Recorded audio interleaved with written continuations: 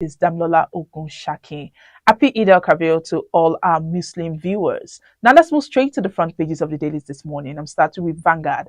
Vanguard is leading with use subsidy savings to lessen suffering. World Bank tells federal government, says additional 7.1 million Nigerians will be pushed into poverty. Urges removal of forest restrictions on 43 items. Approves fresh $500 million loan for Nigeria. World Bank plans additional $750 million grant for Nigeria's electrification project. Now you can see that story on page 8 and others on page 5. Stories below on page 8, we have Jocelyn for principal offices divides senators. Yida Kabir, Inspector General orders patrols of highways and worship centers. Babalola says, I am of the firm belief that student loans should be available to all students to pay university tuition, books, and living expenses.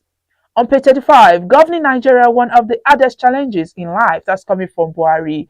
On page 9, demolitions, temper justice with mercy, Obi pleads with governors. Couple, 3 others killed in the Plateau community. That can be seen on page 6. Stories above. CBN limits transaction via contactless payment to 50,000 naira per day.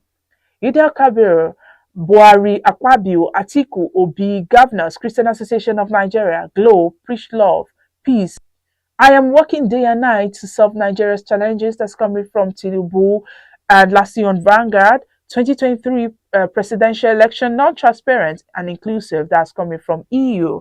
And there's a message here from Vanguard. It says Eid Mubarak to all our esteemed readers. Now let's move to the Punch newspaper. Punch is leading with subsidy removal. Poor Nigerians will hit 101 million without palliatives. That's coming from World Bank. And governors IMF back subsidy remover, demand cash transfer scheme for poor Nigerians. CBN measures failed to tackle inflation in first 6 months of 2023, World Bank insists. Stories below on page 26, federal government banks plan special ID cards for senior citizens. Lawless soldiers shoots Ogun driver for parking beside company. That can be seen on pages 4 and 5. On page 20, APC caucus neck meet July 10 and 11. Stories above, Naira devaluation. Expect price hike, telcos tells Nigerians. DSS alert. Military, police deploy teams in prayer grounds. That can be seen on page 2 of the Punch newspaper. Now let's move to the Nation. Nation is leading with Eid al-Kabir. Our challenge is surmountable. TINUBU assures President marks Eid in Lagos. Governing Nigeria, a tough job, says Buhari.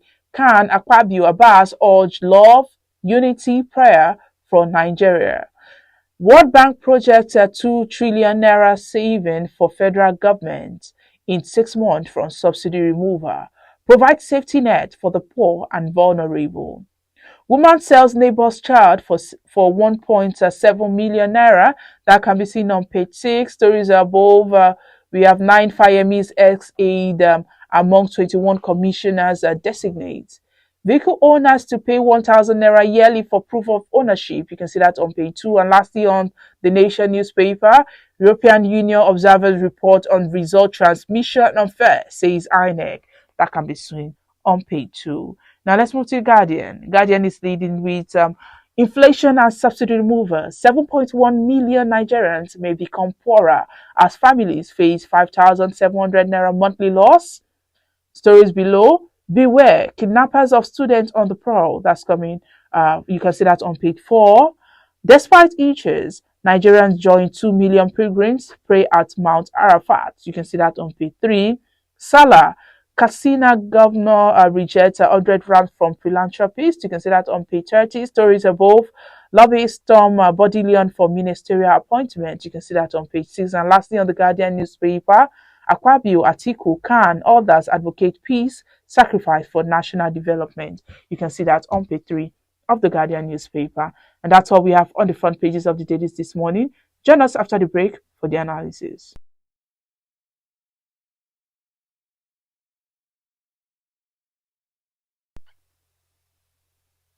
Welcome back. If you're just joining us, this is Today the News on Vanguard Live. My name is Damlola Ogunshakin. Joining me to analyze the front pages of the dailies this morning is Mr. Gbenro Olajigbe. He's the Executive Director of Emergency and Risk Alert. Good morning, Mr. Gbenro.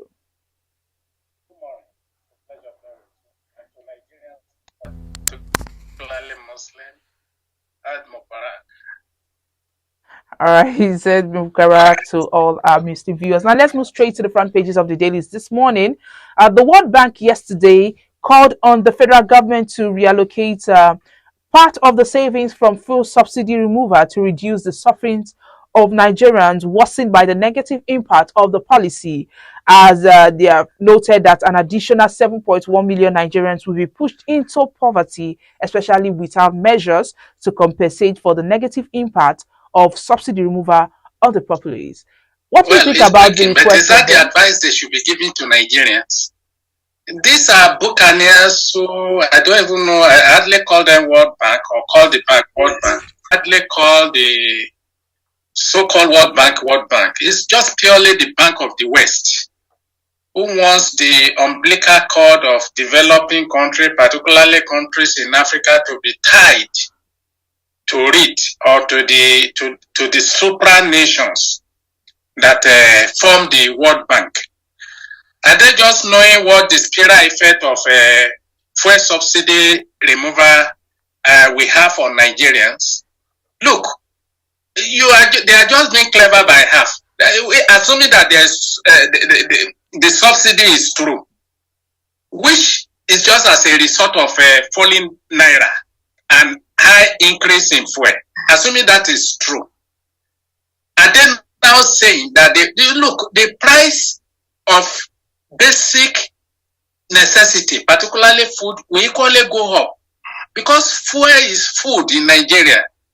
Whatever happened to fuel will affect the food, will affect other non-food materials and items in Nigeria. So we don't need the World Bank to teach Nigerian government that, but that is the authority Nigerian government has surrendered to. I think the conditionalities that have been given for Nigeria to obtain loan from World Bank and IMF is what is being carried out as in form of a national policy on fuel subsidy removal. It's nothing but poor punishment of the people. The rich are not feeling it. As a matter of fact, when the president got to Lagos yesterday, he came with revenues of vehicles in his motorcade. So you still have the same old people, the same old story of schools that follow Mr. President to Lagos. So what type of sacrifice is the president making?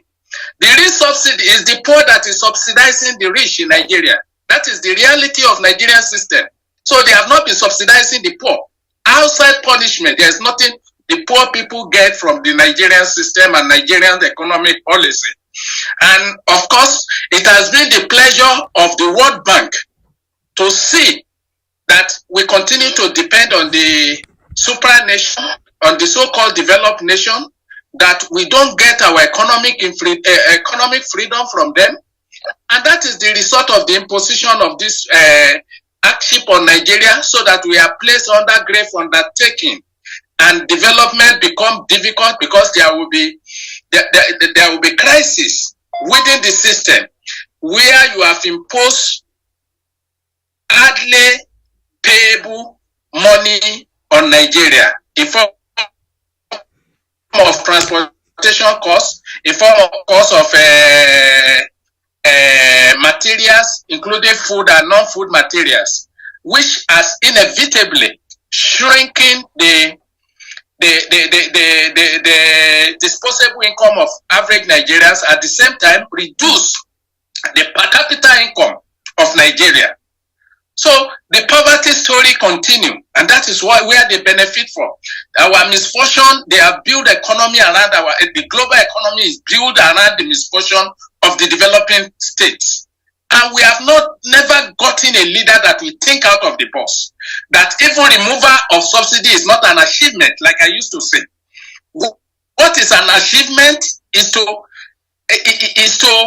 increase the capacity of your economy to produce, particularly what it has sufficient raw materials to do, like our sufficiency in crude oil, should have been transformed into refined fuel, which we have failed to do. And now everybody is clapping, especially the buccaneers who call themselves a global economy. The fact with the globalization is that we get everything from them, and they get everything, every raw materials, everything they need in form of crude from us. And they dominate and dictate the price of what we pay for the refined product. That is what they want to continue. They want that to continue. And that is the system the world is running.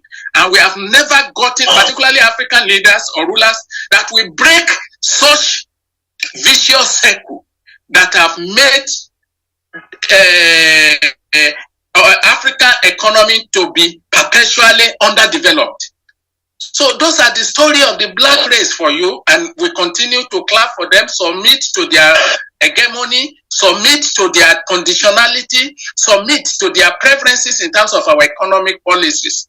And we project it as national policy for the hapless majority of Nigeria who hardly know about the further implications of such policy that is outrightly globalized in order to kill local initiative, local capacity for production, and local capacity for emancipation from shackles of economy. That is just it. World Bank is not doing us favor. It will never do us favor. Borrowing from them will increase our agony, anguish. Like yesterday now, the price of the exchange rate has gone up again. The implication of that is that you are going to pay for more for fuel that is 500 naira in Lagos. You are going to pay more for that is 540 in Abuja. We are going to pay more. And other Nigerians, look, whatever anybody might say that this is a fine policy and everything, it outright lie. People are getting it already in tomato. Go to market and look at the cost of tomato and other items in the market. You're already paying that subsidy. What actually happened is that the government stopped payment of subsidy and shifted the burden to the people. It's not a remover. I will continue to say that people are paying it and not the government anymore. That is what changed. So inevitably you are going to have a rich government with poorer people. That is what you are going to get from this policy that is not thoughtful, that is not good enough for a developed economy. Mr. Agbero, now we are saying that Nigerians, the poor, they are becoming poorer. So do you think palliatives should be given to Nigerians like what the World Bank is saying? Nigeria don't need palliative. They need environment that will energize their creativity and capacity to produce and earn income. It's only people that are going nowhere that you give palliative to. That is the work I have done in IDPs for several years and decades. Giving people palliative so that they can come on their feet. When are they going to work? When you are building your economic back, you are not thinking of palliative. You are thinking of engaging your people so that they become productive. And engagement of people in this respect means that refine our oil here so that people can be employed. What we have been doing is exporting the jobs that Nigerians should be doing to countries where you are importing from. So how do we need palliative? In fact, I think the paradox is what Yoruba call the child of a butcher that is eating bone. That is what you have that is playing out now. So bone will continue to be palliative that will make trigger development in Nigeria when we should be exporting fuel to other countries. And you are talking somebody removing subsidy. Is that an achievement? The real achievement is to stop importation, produce in Nigeria, and export to other, even if you can't export to other parts of the world, capture the African market going on in Nigeria. There's nothing already going on. All right. There's nothing already going on. I don't want to talk about Dangote refinery today because he has benefited. Nigerians have subsidized Dangote more than average poor man on the street. Do you know the investment of Nigerians on Dangote fuel? When people were buying dollars at 490, they were selling to Dangote at 197. Even without working, without doing anything, he has made his money, even without the refineries. Do we talk about that? This government, in the last APC government, they have subsidized more Dangote more than the total subsidy they are talking about Nigeria. Now, Mr. Barrow, the president has acknowledged the challenges. He has acknowledged the challenges that the people are going through, but he assured that these problems were not insurmountable, as he is working at day and night with his team for solutions. So, do you believe? That is history. Look, people can be deceived with all this type of semantic. Is this a government that is serious? You just remove subsidy and you are now contemplating increasing electricity tariffs. How is that working on the people? And you have just imposed 1,000 naira on proof of ownership of each car. How is that a progressive taxation? Okay, if I don't pay that 1,000 now, does it mean that I'm no longer the owner of my car? So Nigerians should think wider and deeper, and no government that is in their own interest. So we should stop pretending. And Nigerians suffered 8 years, full suffering under BUHARI, and they have continued. Look, I have said this several times. Hope is a good breakfast, but a very bad dinner. Somebody that has just emerged from 8 years of agony, you are creating another hope for him.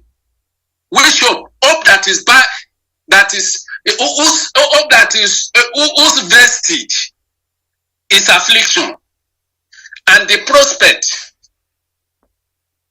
is unknown because you are not in control of market prices of your oil. You are not in control of market price of the rate, your exchange rate. You are not in control of that. So where is your hope anchored?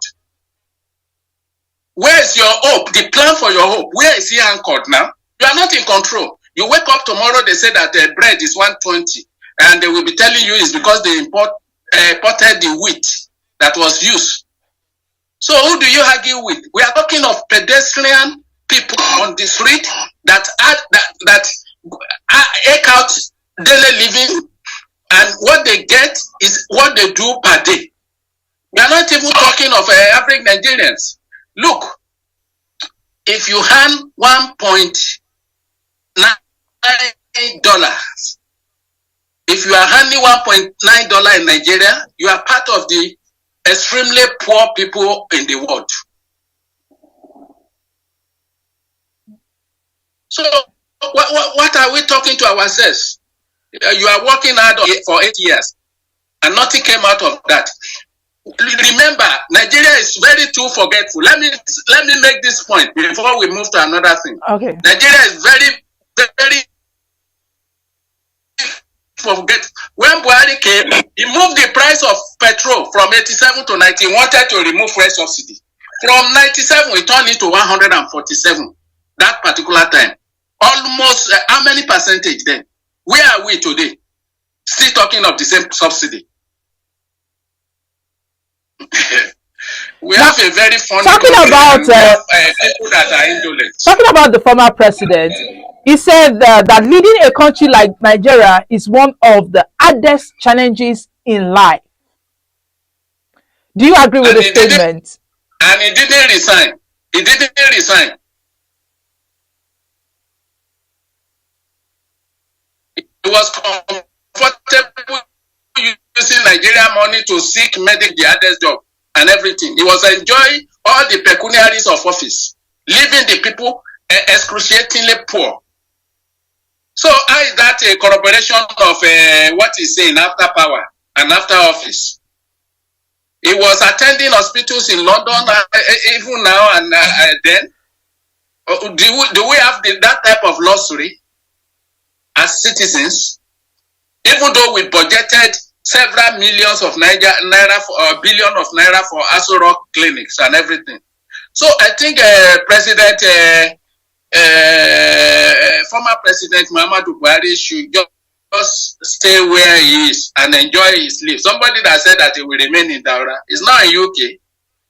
He should just stop this deception and this story that is not palatable to our the cruel history we had under him. What do you mean by cruel history? Cruel history. Experience that you don't want to remember. That is dotted with maximum cruelty, pains, pangs, and agony under his regime. All right. For 8 years, there was no reprieve for any Nigerians or for most Nigerians. So let's end this on a lighter note with Mr. and Mrs. And the first person speaking today is Mrs. Mrs. says, why are men like this? I said, by the look of things, there's going to be plenty of rainfall this year, and that means food in abundance. And Mr. replied, and I said, babies too.